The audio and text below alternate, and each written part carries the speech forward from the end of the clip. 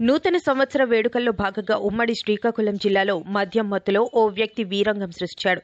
అదృష్టం బాగుండటంతో నూకలు చెల్లలేదని, లేదంటే హరిమనిపించేవాడంటూ అనంతరం చీవాట్లు పెట్టారు.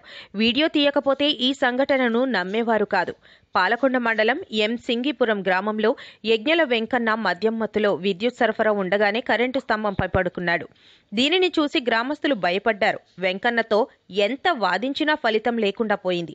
చివరకు చేసేది లేక సమీపంలో ఉన్న విద్యుత్ సరఫరా ఆపారు. దీంతో వెంకన్న ప్రాణాలతో బయటపడ్డాడు. మద్యం మత్తులో ఆయన విద్యుత్ వైర్లపై పడుకుంటూ పలు విన్యాసాలు చేసినా ప్రాణాలతో బయటపడటంతో ఇదొక మిరాకిల్ అని గ్రామస్తులంటున్నారు.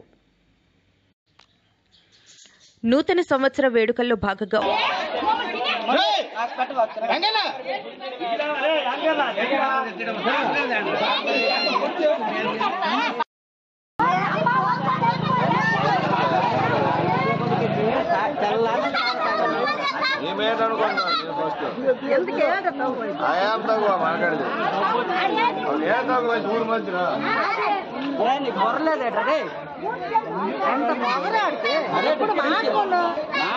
తగిలింది రెండు ఇచ్చాను దానికి తిడతాను తాగి